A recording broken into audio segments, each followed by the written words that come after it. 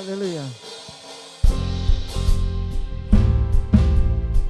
Semuanya boleh bertepuk tangan dengan semangat ya. Haleluya.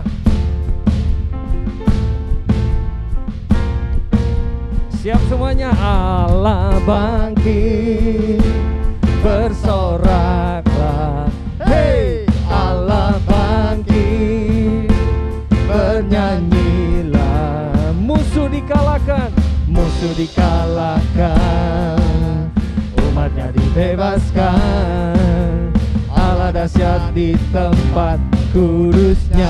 Oh oh oh, oh oh oh, oh oh oh, oh oh oh, oh oh oh, oh oh oh. Bersama gerakanlah kekuatanmu ya Allah. Adik-adik boleh bertepuk tangan memuji Tuhan. Tunjukkanlah kuasa-Mu ya Tuhan. Serahkan musuh, serahkan musuh-Mu. Selamatkanlah umat-Mu. Allah dahsyat di tempat kudusnya. Haleluya. Kerahkanlah kekuatan-Mu ya Allah. Tunjukkanlah, tunjukkanlah kuasa-Mu ya Tuhan. Serahkan musuh-Mu, serahkan musuh-Mu. Selamatkanlah umat-Mu. Allah dahsyat di tempat kudusnya. Allah bangkit, Allah bangkit, bersorak sama-sama. Hey, Allah bangkit, bernyanyilah. Musuh dikalahkan, umatnya dibebaskan. Allah dahsyat di tempat kudusnya. Allah bangkit, Allah bangkit, bersoraklah, bersoraklah. Hey, Allah bangkit, bernyanyilah. Musuh dikalahkan, umatnya dibebaskan. Allah dahsyat di tempat kudusnya. Allah bangkit, oh, Allah bangkit, bersoraklah sama-sama. Hey, Allah bangkit, bernyanyilah. Amin. Musuh dikalahkan, musuh dikalahkan, umatnya dibebaskan. Allah dahsyat di tempat kudusnya. Sekali lagi Allah bangkit, Allah bangkit, bersoraklah. Hey, Allah bangkit, bernyanyilah. Musuh dikalahkan, umatnya dibebaskan. Allah dahsyat di tempat kudusnya. Allah dahsyat, Allah dahsyat di tempat kudusnya. Allah dahsyat di tempat kudusnya. Haleluya, semuanya bersorak-sorai bagi Tuhan.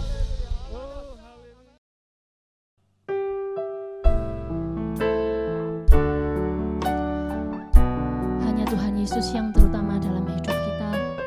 Mari kita mau sama-sama nyanyikan lagu ini dengan segenap hati kita. Yang terutama di dalam hidup ini, meninggikan nama Yesus. Yang terutama di dalam hidup ini, memuliakan namanya. Haleluya, haleluya, haleluya. Saya mau cinta Yesus.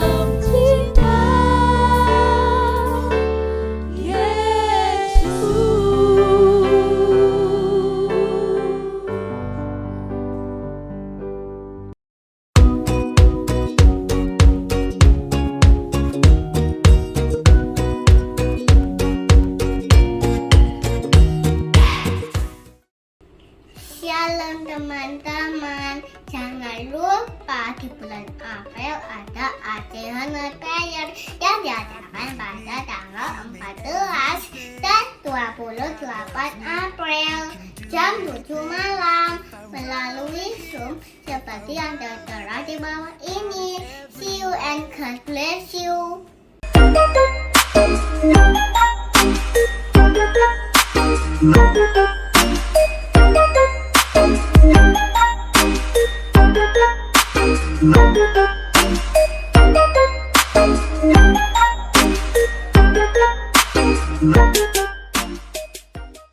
Shalom, selamat malam adik-adik, saudara-saudaraku. Gimana kabarnya? Sehat-sehat semuanya? Puji Tuhan, Tante Paulus pun sehat. Kembali kita akan belajar firman Tuhan dalam Bible Study for Kids ya.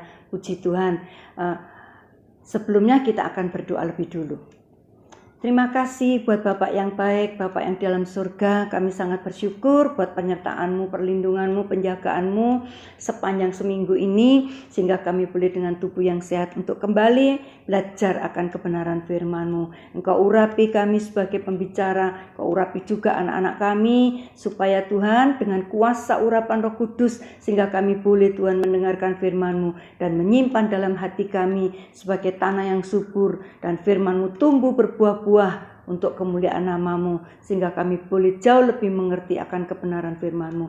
Roh-roh yang bukan dari Engkau yang ingin mencuri kebenaran firman-Mu, kami tolak dalam nama Tuhan Yesus. Terima kasih Bapak, kami siap mendengarkan firman-Mu. Dalam nama Tuhan Yesus kami ucap syukur. Amin.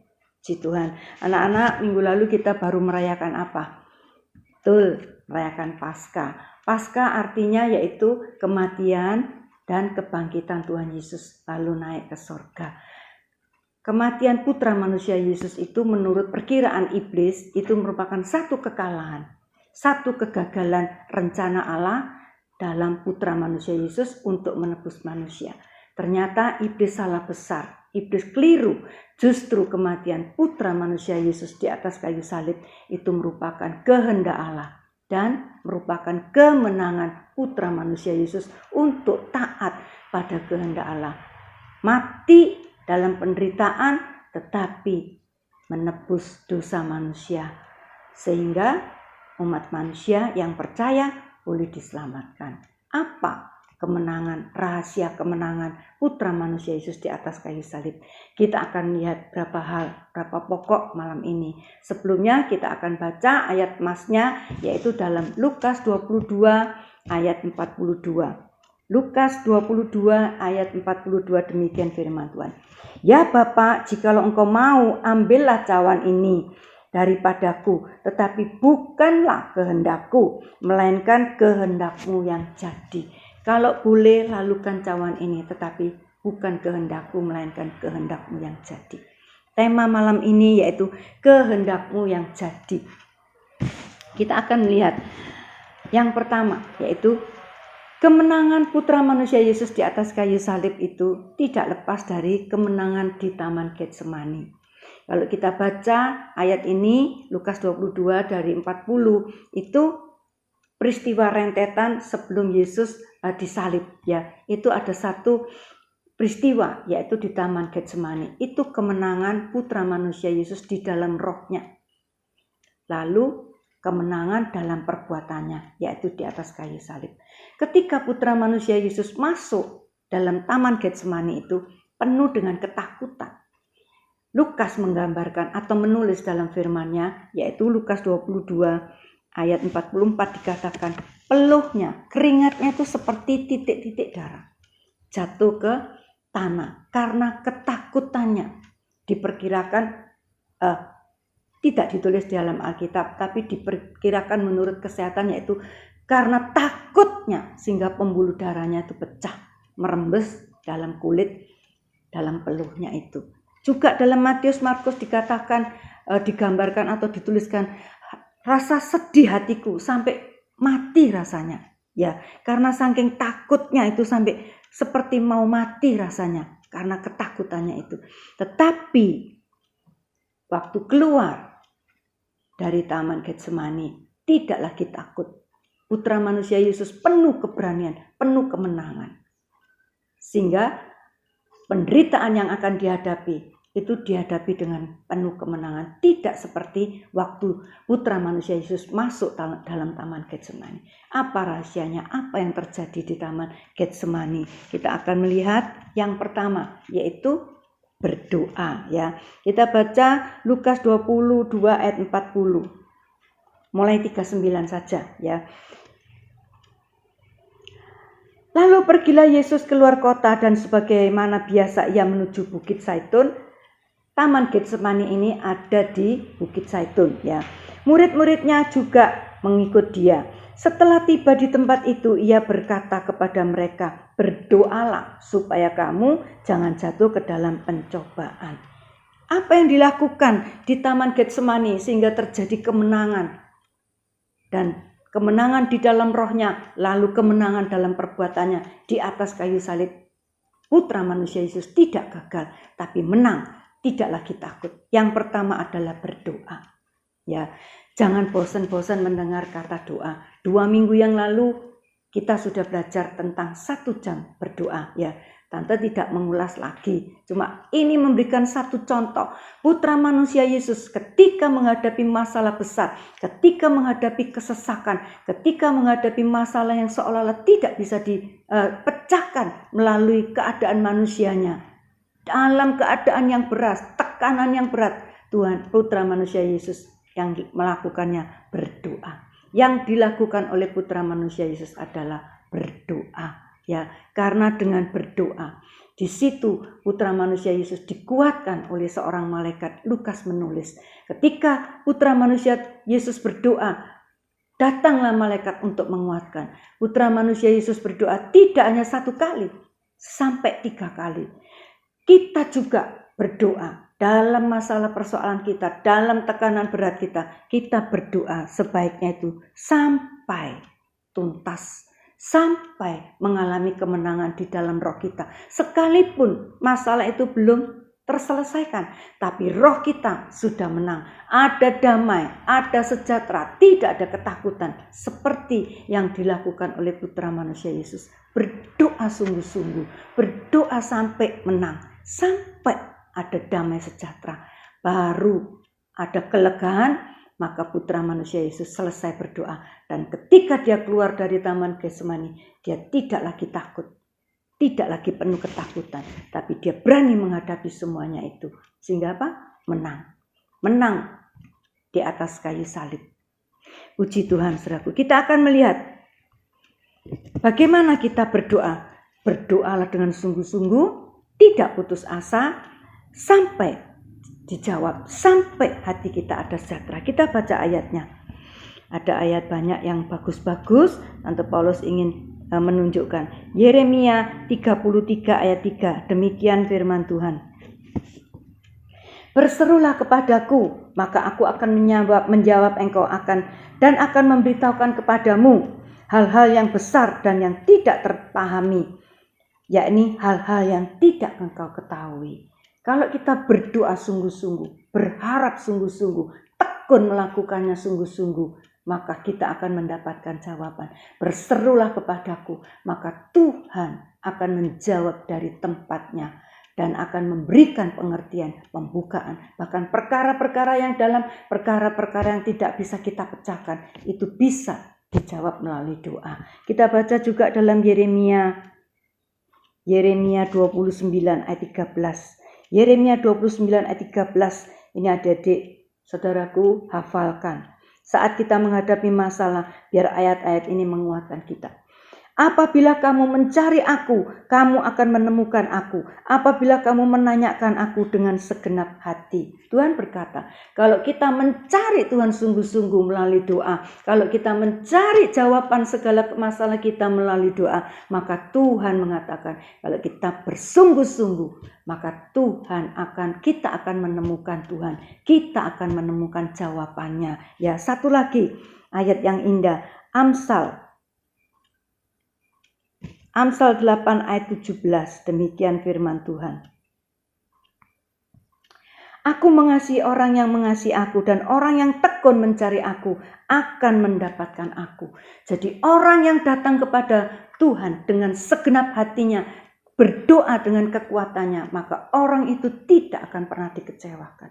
Justru orang itu akan menemukan, bertemu dengan Tuhan dan menemukan jawabannya. Ayo adik-adik, saudaraku, kalau kita punya masalah, jangan lari kemana-mana, tapi datanglah kepada Tuhan Yesus. Dia sanggup menolong ya. Seperti Tante berikan contoh Esther, Ratu Esther, saudaraku ya. Itu ayat masnya dalam Esther 4 ayat 16. Dia melakukan doa puasa. Kalau tidak dijawab, kalau tidak ditolong, dia tidak akan putus asa. Dia akan tetap mencari. Kalau tahu sampai harus mengorbankan nyawa, Esther, Ratu Esther, rela.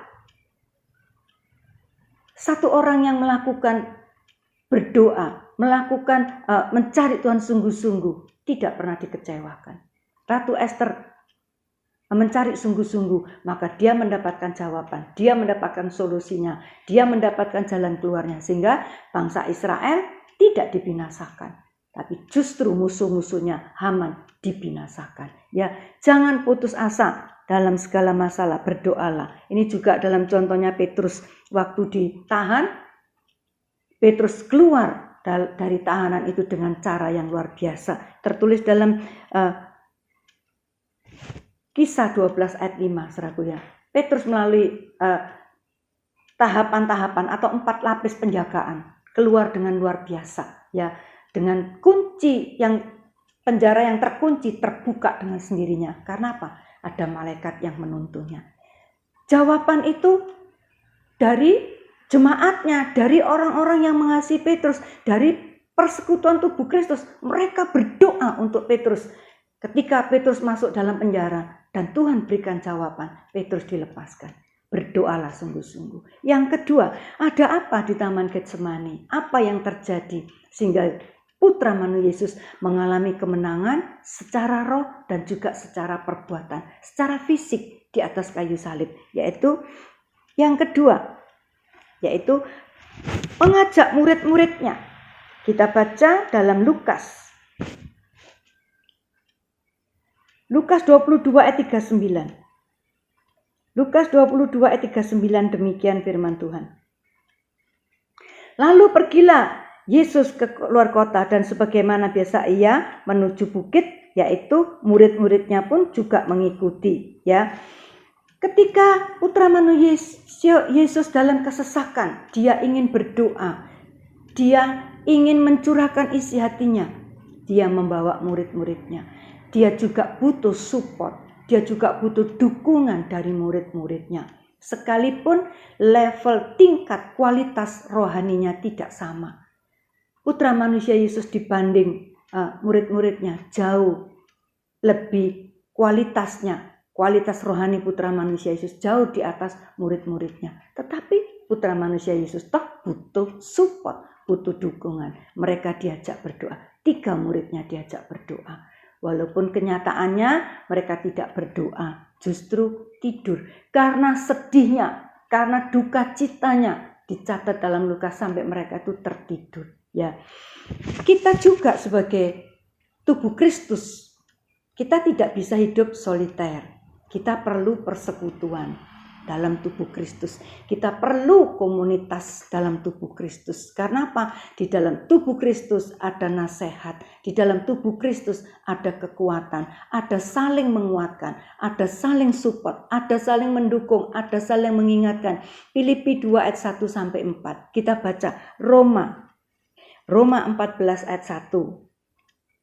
Roma 14 ayat 1.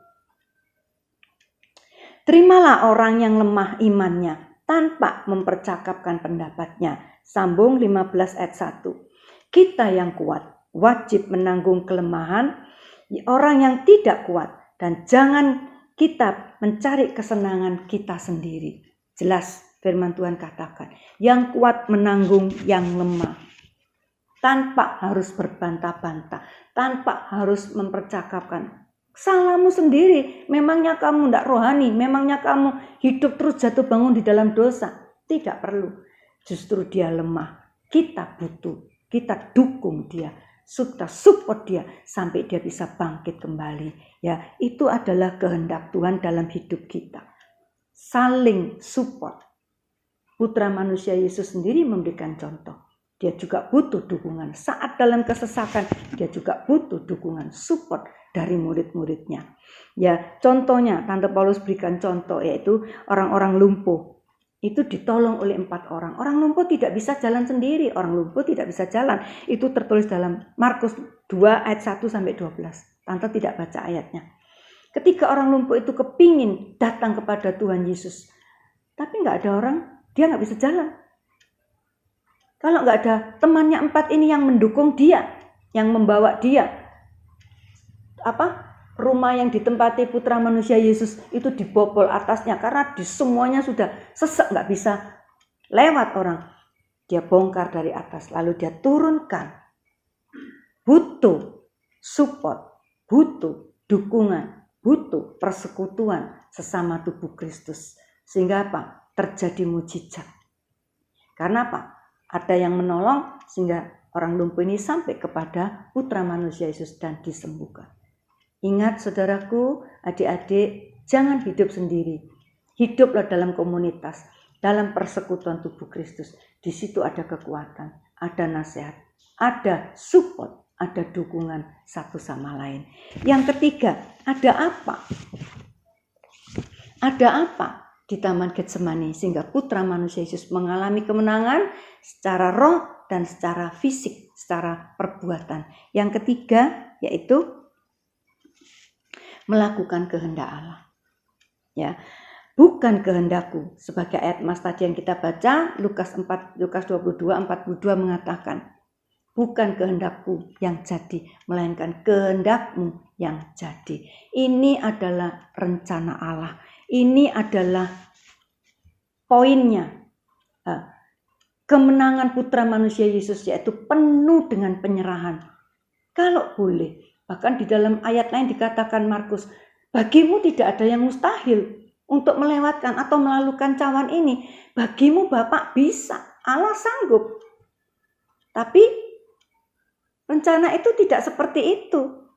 Rencana atau kehendak Allah, putra manusia Yesus harus melewati sengsara. Harus melalui kematian penuh dengan sengsara. Untuk menebus dosa manusia.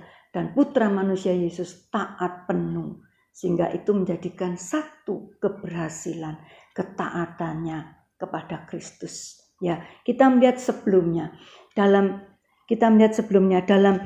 Yohanes 5 ayat 37 kita lihat. Yohanes 5 ayat 37. Bapa yang mengutus aku. Kita sambung dengan 1 Yohanes 4 ayat 14. 1 Yohanes 4 ayat 14, demikian firman Tuhan. Dan kami telah melihat dan bersaksi bahwa Bapa telah mengutus anaknya menjadi juru selamat dunia.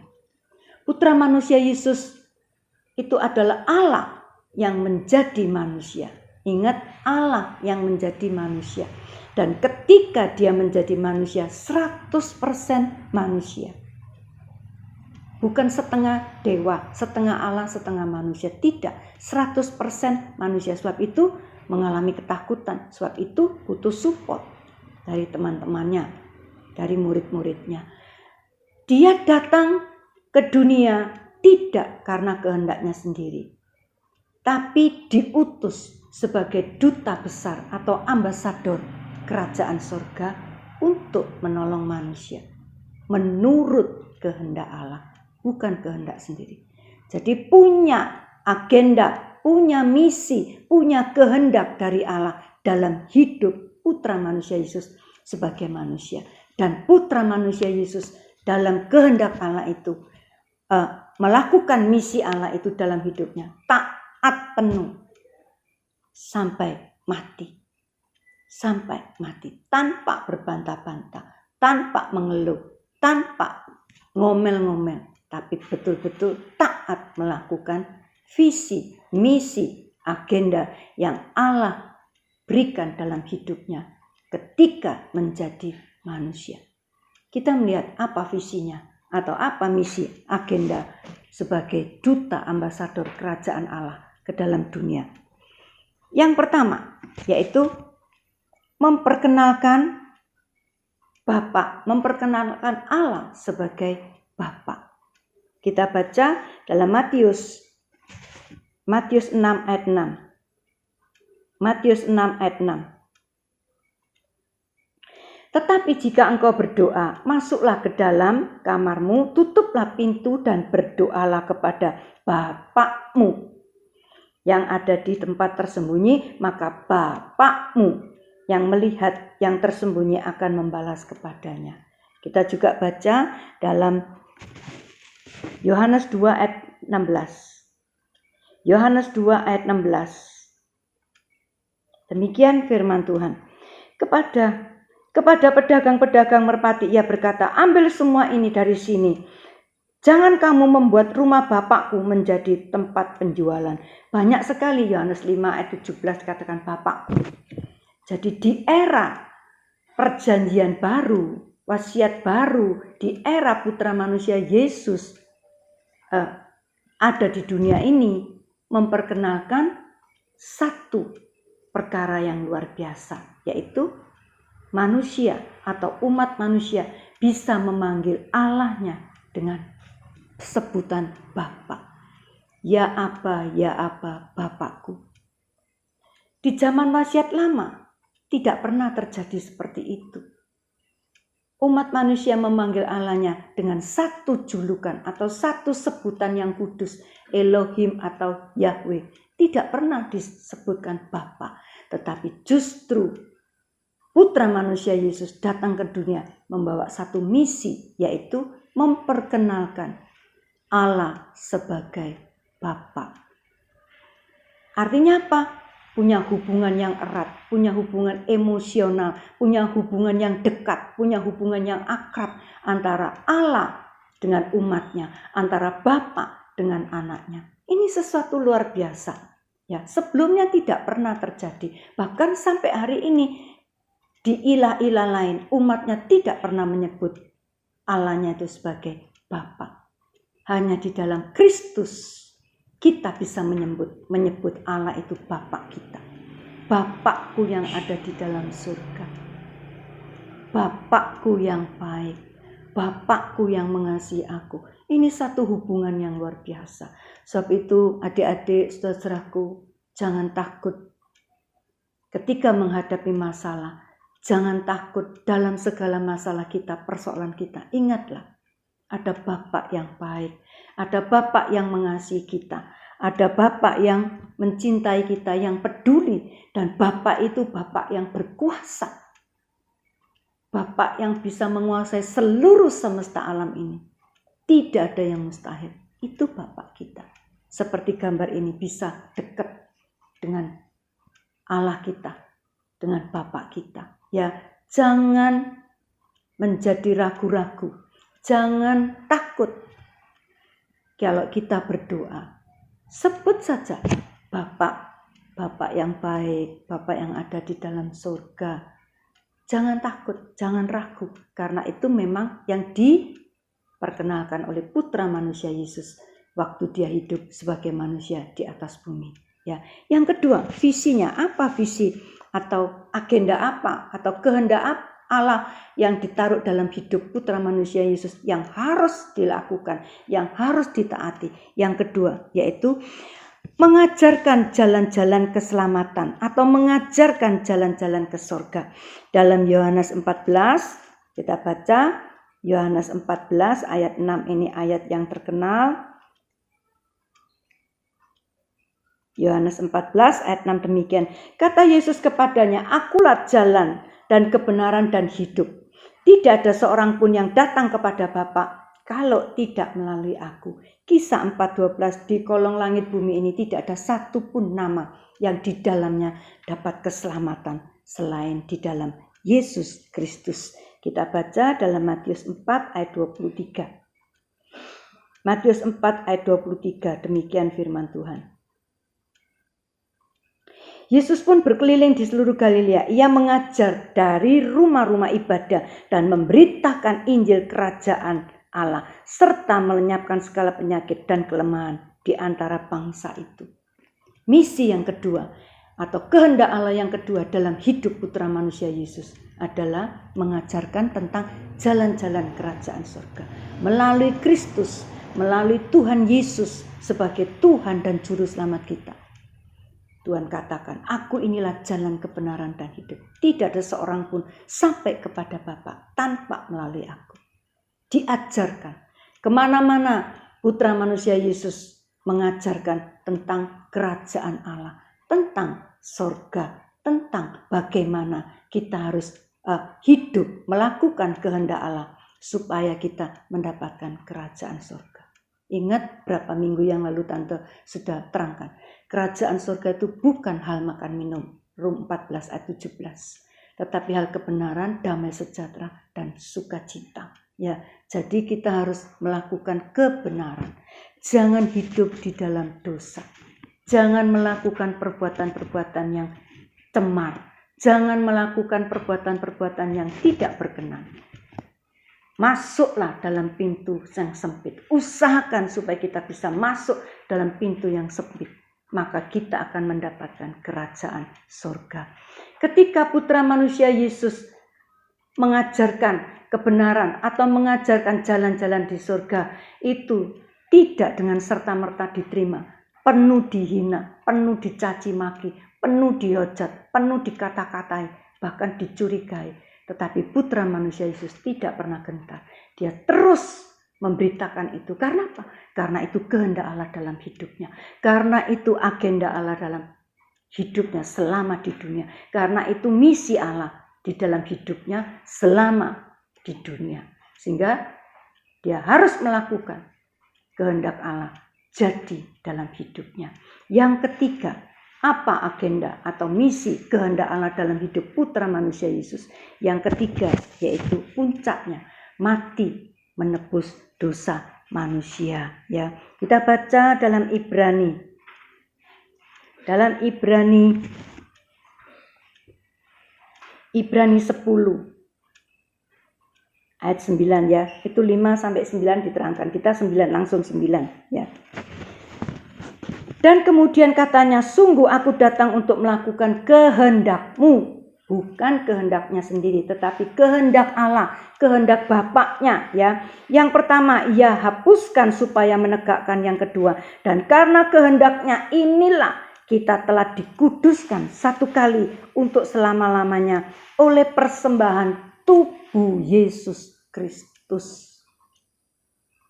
Jadi misi, agenda kehendak Allah dalam kehidupan putra manusia Yesus di dunia, selama di dunia. Yang ketiga adalah menebus dosa manusia. Melalui penderitaannya, melalui kematiannya di atas kayu salib. Melalui segala penderitaan itu. Putra manusia Yesus pun tahu. Dia sering mengatakan bahwa putra manusia Yesus akan diserahkan kepada orang-orang berdosa, disiksa sampai mati untuk menebus dosa manusia. Sebab itu, saudara dan saya, adik-adik sekalian, kita sudah percaya, kita sudah menerima penebusan daripada Kristus. Orang yang percaya itu sudah menerima penebusan atau karya putra manusia Yesus di atas kayu salib. Jangan main-main dalam hidup ini.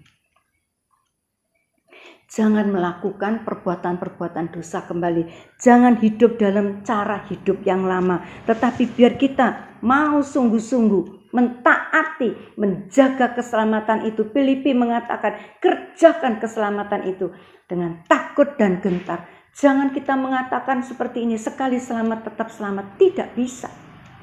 Keselamatan itu harus dikerjakan, dijaga baik-baik seumur hidup kita. Jangan kita lagi masuk di dalam perbuatan-perbuatan dosa. Jangan kita lagi terikat oleh perkara-perkara dosa yang membuat kita tidak masuk dalam kerajaan surga. Tapi biar kita mau mengerjakan keselamatan itu. Biar darah putra manusia Yesus yang tercurah untuk dosa manusia ini tidak cuma-cuma, tetapi boleh betul-betul menghapus segala surat hutang nenek moyang kita, segala kutuk-kutuk dosa, segala perbuatan-perbuatan dosa kita di masa lalu. Itu semuanya ditebus, lunas di atas kayu salib. Biar kita mau sungguh-sungguh menghargai kematian Kristus dalam hidup kita. Jangan kita hidup seenaknya sendiri. Jatuh bangun di dalam dosa, terus kita ngomong, oh darah Yesus kan menyucikan kita. Ada batasnya. Kemurahan Allah ada batasnya. Mari kita mau mulai dengan roh, berakhir dengan roh. Bukan mulai dengan roh, berakhir dengan daging. Seperti Saul, seperti Yudas.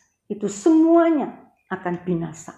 Tetapi kita betul-betul tetap menjaga, tetap hidup benar di hadapan Tuhan. Sehingga karya Kristus di atas kayu salib itu betul-betul menjadi nyata dan bermanfaat buat penebusan dosa kita. Kita sekarang melihat selanjutnya. Yang jadi masalah atau jadi pertanyaan, apakah kita sudah mengerti kehendak Allah dan sudah melakukan kehendak Allah dalam hidup kita? Apakah kita sudah mengerti atau melakukan kehendak Allah? Itu satu pertanyaan besar. Kalau putra manusia Yesus dengan visi, dengan misinya, dengan agenda, dengan kehendak Allah yang ditaruh dalam hidupnya, harus dilakukan. Dan itu sudah diselesaikan, sudah genap di atas kayu salib. Bagaimana dengan kita? Apakah Allah punya kehendak dengan kita? Pasti. Setiap orang percaya Allah punya kehendak, Allah punya rencana dalam hidupnya. Rencana yang indah dan kehendak yang indah yang luar biasa dalam hidup kita. Sehingga kita bisa mempermuliakan Tuhan. Bagaimana supaya kita bisa mengerti kehendak Allah dalam hidup kita? Sering ditanyakan atau sering jadi pertanyaan. Ya apa? Bisa mengerti kehendak Allah. Bagaimana kita bisa mengerti kehendak Allah? Kita baca dalam Efesus 5. Dalam Efesus 5 ayat 17. Efesus 5 ayat 17. Demikian firman Tuhan. Sebab itu janganlah kamu bodoh, tetapi usahakanlah supaya kamu mengerti kehendak Allah. Jangan kamu bodoh. Orang yang bodoh ya pasti tidak mengerti kehendak Allah. Bukan bodoh secara jasmani. Kalau kita bodoh secara jasmani kita bisa belajar. Dengan tekun bisa. Tetapi bodoh secara rohani. Ya, bodoh secara rohani. Tidak pernah mengerti kehendak Allah di dalam hidupnya. Ini yang membuat susah. Firman Tuhan yang setiap minggu kita dengar itu lewat begitu saja. Karena apa? Tidak ada perhatian. Tidak tersimpan dalam hidup. Dicuri oleh iblis. Sehingga firman Tuhan itu hilang. Tapi kalau kita mengerti, dikatakan oleh firman Tuhan, jangan kamu bodoh, hendaklah kamu mengerti kehendak Allah. Orang yang rindu mengerti kehendak Allah, orang itu akan tekun, akan suka, akan haus akan firman Tuhan. Dia akan belajar. Karena di dalam firman ini ada misi Allah, ada kehendak Allah bagi setiap orang percaya. Bukan cuma bagi putra manusia Yesus saja, tapi bagi setiap orang yang percaya. Belajar firman Tuhan. Tante Paulus tidak pernah bosan-bosan untuk mengatakan makan firman Tuhan sebanyak-banyaknya. Kalau satu hari kita baca 7 fatsal, maka per tahun kita sudah menyelesaikan 1 Alkitab. Baca 7 fatsal, maka per tahun kita akan habis 1 Alkitab. Kita bisa mengerti kehendak Tuhan dalam hidup kita. Kita bisa melihat orang-orang yang dipakai oleh Tuhan. Oh, mereka seperti ini. Oh, seperti ini. Kehendak Tuhan dalam hidup kita itu apa? Kita bisa mengerti rencana Allah dalam hidup kita. Tidak lalu berlalu begitu saja. Ayo, adik-adik, saudara-saudaraku, belajarlah firman Tuhan. Belajar terus seumur hidup. seumur hidup, lalu berdoa, banyak berdoa, maka kita bisa mengerti rencana Allah dalam hidup kita. Bergaul erat dengan Allah. Abraham pertama tidak mengerti, dia dipanggil tapi dia taat. Karena apa? Dia bergaul, berjalan bersama Allah. Dia taat. Ayo Abraham kamu keluar. Dia percaya. Ketika Allah menyuruh menyerahkan anaknya, percaya saja Abraham. Karena apa? Abraham tahu Allah tidak mungkin membuat dia membunuh anaknya. Dia yakin, dia punya iman. Pasti Allah nanti bisa membuka jalan. Itu adalah kehendak yang harus dia taati. Dan ketika dia mentaati kehendak Allah dalam hidupnya, waktu dia akan bunuh, ada satu malaikat berkata, Abraham, jangan bunuh anakmu. Kamu lihat, itu ada domba yang tersangkut. Sudah disediakan dombanya. Nggak perlu Ishak dikorbankan. Sekalipun Allah memerintahkan, Allah menguji kepercayaan iman daripada Abraham. Supaya apa? Supaya hidupnya melakukan kehendak Allah. Orang yang punya iman dengan teguh pasti melakukan kehendak Allah. Ayo adik-adik, saudara-saudaraku, jangan kita bodoh. Jangan kita tinggal dalam kebodohan. Lalu kita binasa. Tetapi kita mau sungguh-sungguh belajar firman Tuhan. Mau sungguh-sungguh praktek. Sehingga apa? Sehingga hidup kita menggenapi setiap rencana Allah dalam hidup kita. Setiap rencana Allah. Pasti Tuhan akan bimbing kita ke stasiun demi ke stasiun. Rencana Allah. Kuncinya melakukan kehendak Allah adalah taat seperti putra manusia Yesus. Taat penuh, jangan ragu-ragu, jangan punya perasaan bimbang, jangan menilai Allah negatif, jangan tidak percaya bahwa Allah itu baik. Allah turut bekerja dalam segala perkara, dalam segala hal untuk mendatangkan kebaikan. Percayai. Maka kita akan dibawa dalam pengalaman-pengalaman yang indah melalui kehendak Allah dalam hidup kita. Bagian kita taat untuk melakukan seperti putra manusia Yesus. Taat. Maka kita akan melihat betapa dahsyatnya kalau kita melihat ke belakang, kalau kita melihat masa hidup kita yang lalu. Itu luar biasa. Luar biasa. Ya, kalau Tante Paulus boleh saksi sedikit. Tante Paulus dulu pernah pertama kali yaitu ingin sekolah minggu. Mengajar di sekolah minggu karena mengantar anak-anak pergi ke sekolah minggu. Lama-lama jatuh cinta dan kepingin jadi guru. Tetapi ketika Tante masuk di dalam pelayanan itu, lalu banyak syaratnya harus begini-begini. Tante Paulus mulai merasa, kok susah ya. Harus meringkas buku, harus begini, harus belajar semuanya. Tante Paulus mulai mutung. Terus Tante Paulus berhenti aja, tidak jadi guru sekolah minggu. Tapi suaminya Tante Paulus gini, sudahlah, sudah masuk, ayo kita belajar sungguh-sungguh. Ayo belajar sungguh-sungguh, pasti bisa. Dan itu menguatkan Tante Paulus. Lalu Tante Paulus berusaha untuk sungguh-sungguh. Sampai hari ini, sudah kira-kira kurang lebih 25 tahun. Dan kalau Tante melihat menoleh, andai kata Tante Paulus waktu dulu, tahun pertama, mutung bahasa Jawanya. Waduh kok susah ya. Mau pelayanan kok terlalu susah seperti ini. Tidak jadi. Maka Tante Paulus tidak bisa melakukan kehendak Allah dalam hidupnya Tante Paulus. Mutung sampai di situ saja. Selesai. Tidak jadi apa-apa. Tapi karena Tante Paulus mau taat. Mau sungguh-sungguh melakukannya. Akhirnya bisa. Sampai hari ini. Luar biasa. Luar biasa. Boleh berjalan bersama kehendak Tuhan dalam hidup Tante Paulus. Ya, adik-adik, saudaraku, ayo mengertilah apa kehendak Tuhan dalam hidupmu. belajar firman Tuhan, kamu pasti mengerti. Berjalanlah di jalannya Allah, pasti mengerti apa rencana Allah dalam hidup kita, apa kehendak Allah. Untuk itu kita perlu taat, bagian kita taat. Ya, yang kedua, kita melihat apa kehendak Allah dalam hidup kita. Apa sih kehendak Allah dalam hidup kita? Kalau kita sudah belajar untuk mengerti apa kehendak Allah dalam hidup kita. Yang pertama, kita baca Roma 12 ayat 12. Roma 12 ayat 12. Roma 12 ayat 2. Maaf.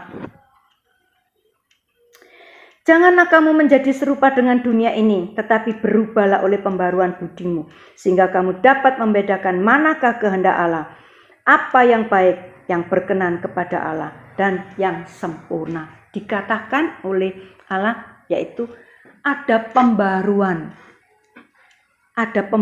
hati,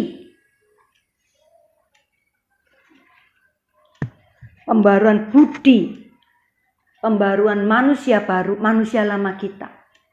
Baru kita bisa mengerti kehendak Allah. Artinya ada pertobatan. Ada manusia dalam ini ditebus menjadi manusia baru. Maka kita bisa mengerti kehendak Allah. Kalau dulu hidup dalam dosa, kalau dulu hidup penuh dengan kebencian, kalau dulu hidup dengan penuh keirian, maka sekarang sesudah bertobat, mengenal Yesus sebagai Tuhan dan Juru Selamat, bertobat, semua itu harus kita tinggal. Kita harus hidup dengan manusia baru kita. Pembaruan budimu, Tuhan, pembaruan tubuhmu, pembaruan jasmanimu ini seperti pembaruan hatimu. Ada banyak putra-putra Allah tidak mencerminkan sebagai manusia baru. Sudah baptisan? Sudah. Tapi hidup seperti manusia lama. Karena apa? Tetap memakai baju lama, tetap memakai hidup lama, tetap memakai dosanya, tetap hidup di dalam dosa. Tidak pernah dibuang. Ini tidak sesuai. Orang yang seperti ini pasti tidak mengerti kehendak Allah. Karena apa? Buta. Rohaninya buta. Rohaninya masih terselimuti, terikat, terkungkung oleh perbuatan-perbuatan dosa. Sekali Yesus tetap Yesus. Sekali Yesus selamanya Yesus. Kalau sudah bertobat, sudah ambil baptisan, ayo jadilah betul-betul manusia baru. Sehingga kita tidak lagi melakukan perkara-perkara dosa. Perkara-perkara dosa. Apa sih perkara dosa? Kalau kita baca aja 1 Yohanes 2 ayat 15. Janganlah kamu mengasihi dunia dan apa yang ada di dalamnya. Jikalau orang mengasihi dunia, maka kasih akan Bapa tidak ada di dalam hidup orang itu. Sebab semua yang ada di dunia, yaitu keinginan daging, keinginan mata, serta keangkuhan hidup, bukanlah berasal dari Bapa, melainkan dari dunia. Dan dunia ini sedang lenyap dengan keinginannya, tetapi orang yang melakukan kehendak Allah tetap hidup selama-lamanya. Keinginan dosa, semua yang ada di dalam dunia ini, keinginan daging, keinginan mata, jemawa, hidup dalam kebencian, iri, dengki, pornografi, perkelahian, dosa-dosa perzinahan, mencuri, perkelahian, tidak menghormati orang tua dan sebagainya. Perlu kita kubur, perlu kita matikan, perlu kita salibkan. Tidak lagi kita pakai, tidak lagi kita hidup di dalam perkara-perkara ini. Itu kehendak Allah dalam hidup kita. Ada pembaruan budimu sesuai pembaruan manusia baru. Ada pembaruan di dalam hidupmu. Tidak lagi hidup dalam perkara-perkara dosa dengan tabiat manusia lama. Semua sudah dikubur, disalibkan. Kita harus hidup dengan manusia baru, dengan standar surgawi, hidup dalam kesucian. Hendaklah kamu kudus karena aku kudus. Hendaklah terangmu bercahaya, hendaklah kamu lemah lembutmu diketahui orang. Hendaklah kamu lemah lembut seperti Bapakmu, dan biarlah lemah lembutmu diketahui orang. Banyak kalau kita lihat apa kehendak Allah dalam hidup kita. Kalau kita tidak ada pembaruan budi, tidak ada pembaruan hati, maka kita tidak bisa mengerti kehendak Allah dalam hidup kita. Yang ada adalah hidup dalam hura-hura. Yang kedua, apa sih kehendak Allah? Yang kedua yaitu kita baca dalam Matius 28. Matius 28 ayat 19.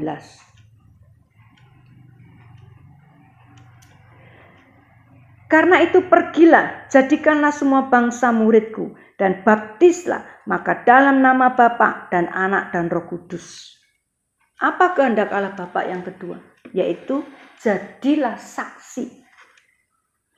Jadilah saksi, ceritakan kebaikan Tuhan. Jadikan semua bangsa itu muridku. Kita harus berani bersaksi, menyaksikan kebaikan Allah. Kalau satu orang sudah ada pembaruan budi, pembaruan di dalam hatinya, pembaruan di dalam manusia barunya, maka otomatis dia akan menjadi terang, dia akan menjadi garam. Hidupnya terang, maka dia menjadi terang, bisa menerangi sekelilingnya, bisa menegur orang lain yang berbuat dosa. Kita bisa melihat karena kita terang. Tapi kalau kita hidup di dalam dosa, kita tidak bisa jadi terang, kita tidak bisa jadi saksinya Tuhan. Kita tidak bisa menjadikan orang-orang di sekitar kita menjadi murid-murid Kristus, tidak bisa. Karena kita sendiri hidup di dalam gelap. Justru itu menjadi batu sontohan. Katanya anak-anak sekolah minggu, katanya setiap minggu ibadah, tapi kok masih suka berkelahi, tapi kok masih tidak menghormati orang tuanya, berani sama orang tuanya. Itu tidak bisa, tidak boleh kita kerjakan. Biar terang kita itu menjadi terang di sekeliling kita. Justru kita bisa menolong orang lain yang hidup di dalam kegelapan. Kita bisa jadi garam. Apa fungsi garam? Fungsi garam itu adalah buat rasa enak, mencegah kebusukan. Kita adalah garam dunia. Kehadiran kita bisa membuat nyaman. Jangan kehadiran kita membuat busuk nama Tuhan, tapi kehadiran kita membuat nyaman. Sehingga apa? Ada apa dengan dia? Ada apa dengan orang ini? Kalau kita dekat dia kok jadi nyaman, jadi enak. Karena apa? Ada kasih, ada Kristus, hidup di dalam terang. Itu kehendak Allah dalam hidup kita yang wajib yang kita lakukan. Mencegah kebusukan, itu fungsi garam, yaitu mencegah kebusukan sehingga tidak terjadi kebusukan karena dosa-dosa dunia ini. Selagi ada terang dan garam di dunia ini, kejahatan itu tidak bisa mencapai puncaknya. Satu kali nanti kejahatan itu mencapai puncaknya, seizin Allah. Sehingga apa? Tidak ada lagi batas. Kejahatan itu luar biasa, dosa itu akan luar biasa. Tapi kita juga akan mencapai puncaknya, orang-orang yang hidup dalam kebenaran, hidup dalam kesucian, sampai pada Tuhan angkat, terjadi pengangkatan. Itu adalah rencana Allah, itu adalah kehendak Allah. Pilihan ada di tangan kita, pilihan ada di tangan adik-adik dan saudara. Kalau Paulus dalam hidupnya, sebelum mengenal Kristus, sebelum mengenal Putra Manusia Yesus sebagai Tuhan dan Juru Selamatnya, Paulus seorang Farisi, Paulus seorang ahli Taurat yang luar biasa mengerti firman Tuhan, tetapi secara wasiat lama. Paulus melakukan kejahatan, Paulus membunuh, mengejar orang-orang yang percaya kepada Putra Manusia Yesus, pengikut-pengikut Putra Manusia Yesus. Karena apa? Dia pikir itu penyebab kekacauan. Akhirnya ketika Putra Manusia Yesus, ketika Paulus ditangkap oleh Yesus, maka dia bertobat sungguh-sungguh menjadi kejadian yang baru. Sehingga apa? sehingga hidupnya jadi berkat di mana-mana. Paulus menulis banyak tulisan dalam Alkitab, sehingga apa? Bisa kita teladani, bisa kita pelajari. Itu adalah hasil daripada pertobatan Paulus yang dulu jadi orang jahat, sekarang jadi teladan, jadi murid-murid Kristus yang menjadi teladan buat kita. Ayo adik-adik, saudara-saudaraku, semangat. Jadilah terang dan garam. Ada perubahan dalam hidup kita. Maka kita akan menjadi saksi. Kita baca ayatnya.